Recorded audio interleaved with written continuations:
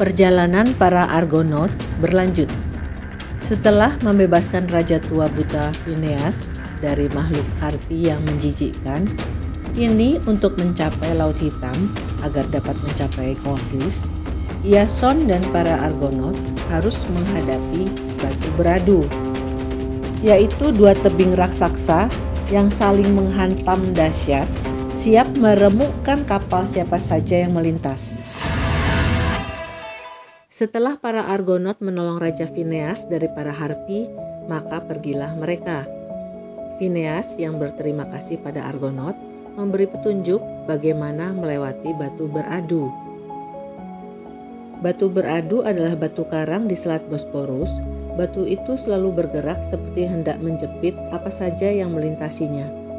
Phineas berkata, "Kalau kalian melihat batu karang itu, lepaskanlah burung merpati. Bila merpati itu bisa melewatinya, jangan takut. Gerakkan kapal kalian dengan cepat, karena kalian akan dapat melewatinya. Tetapi, jika merpati itu remuk terjepit batu karang itu, kembalilah, jangan kalian lanjutkan. Karena itu berarti kalian pun akan hancur terjepit karang itu." Maka pergilah Argonaut itu mengarungi lautan. Setelah beberapa waktu, terdengarlah gemuruh batu karang yang mengerikan itu. Batu karang itu bergerak-gerak, buka, tutup, membuat air laut menggelegak. Iason melepaskan merpati seperti yang disarankan oleh Phineas. Merpati itu berhasil melewati batu karang itu, walau ekornya rontok terjepit batu karang.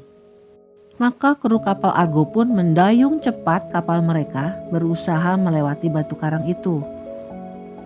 Kapal Argo berhasil melewati batu karang itu akhirnya. Ada sedikit kerusakan di bagian belakang. Mereka berhasil, mereka bersorak gembira. Mereka pun kemudian melanjutkan perjalanan mereka berlayar di Laut Hitam. Setelah beberapa lama mendayung, akhirnya mereka pun tiba di Kolkis. Sampai di Kolkis, Iason mengatakan pada Aietes, Raja Kolkis, bahwa ia bermaksud mendapatkan bulu domba emas milik Aietes.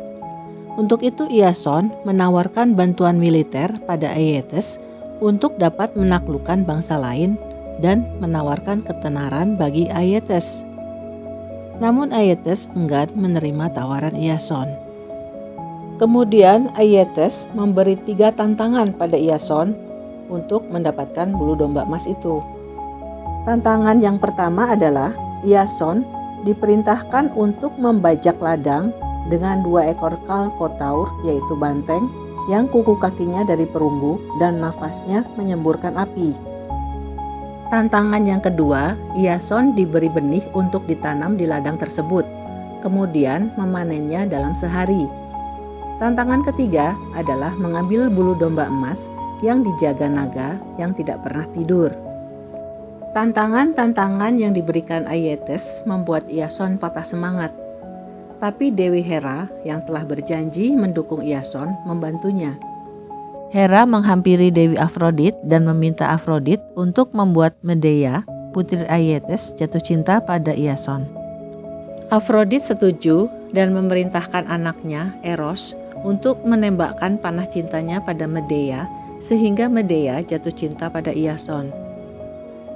Medea yang merupakan seorang penyihir menawarkan bantuan pada Iason dengan syarat Iason bersumpah akan menikahinya. Iason tak punya pilihan selain menyetujuinya.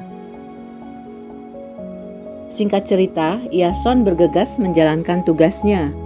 Medea menolongnya dengan memberikan salep yang dioles di seluruh tubuh Iason yang membuat tubuh Iason menjadi anti api.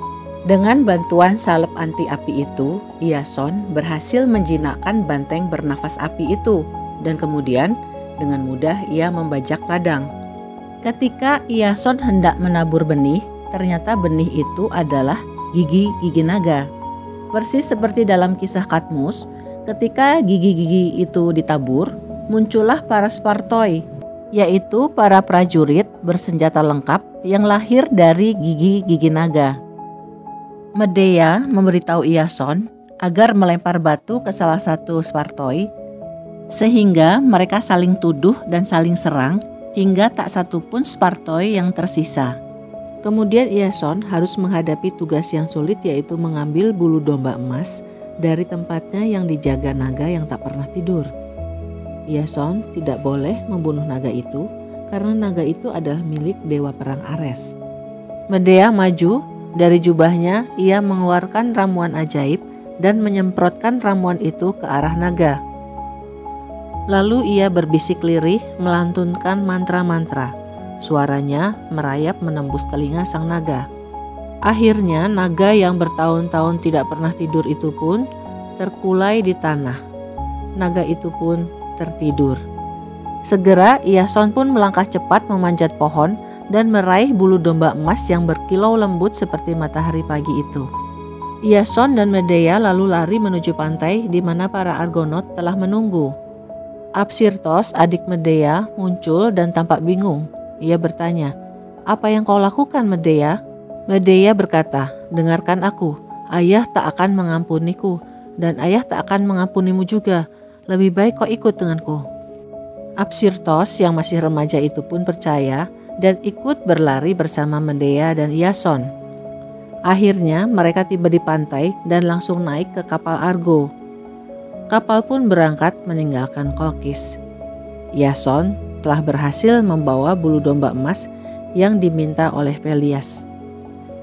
Lalu apakah kemudian Pelias menyerahkan tahtanya pada Iason setelah menerima bulu domba emas itu? Nantikan kelanjutan kisah ini pada tayangan berikutnya tentang Medea. Terima kasih atas perhatiannya. Salam.